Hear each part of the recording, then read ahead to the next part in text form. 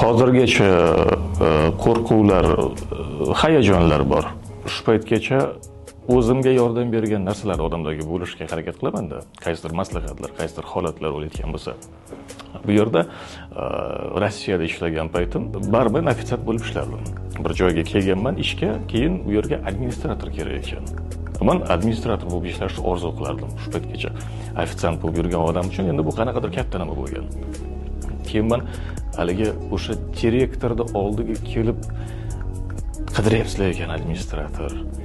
Men bilan ham gaplashib ko'ringlar degan gapni aytaman deb 30 marta repetitsiya qilganman-da. Boraymikan yo'qmikan? Boraymikan yo'qmikan? Keyin shunaqa bo'lgan, bo'pti, nima bo'lsa bo'lar deb borganman, gaplashganman, haligi qo'rquvlarim esimdan chiqib ketgan. O'zi biz mana bu darslarda ham, qo'llanmalarda ham tushuntiramizda, siz qo'rqqan narsangizga qarshi chiqa olishingiz kerak. Biron bir ishni qilishga qo'rqib turibsizmi? Qilmasamchi deyapsizmi? U bitta signal bo'layotgan bo'ladi-da, o'sha narsani qilishingiz kerak degan. O'sha narsani qo'rqishingizga qaramay qilsangiz, qo'rqqaningiz esingizdan chiqib ketadi. O'shanda tushunganman, ha, mana shunday bo'lgan ekan. Bunaqa holatlar keyin ko'p bo'lib kelgan, shunaqa qilib mana shu texnikani borligini tushunganimizdan keyin ancha yengil bo'lib qolgan.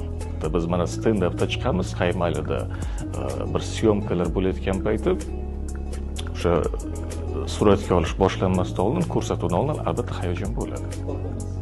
Qo'rquv emas. Qo'rquv qaysidir haligi nimasi bog'liqlik tomoni ham bo'lishi mumkin. Qo'rquv bo'lmasa ham, lekin hayajon bo'ladi. Endi bizga Ozod Shukurlayev tushuntiradi. Birinchi qo'rquv, hayajon, xullas birinchi hazilgacha. Siz chiqyapsiz, gapiryapsiz, kuldirdingiz, bo'ldi, nima qilasiz? Zalni ushlab olasiz.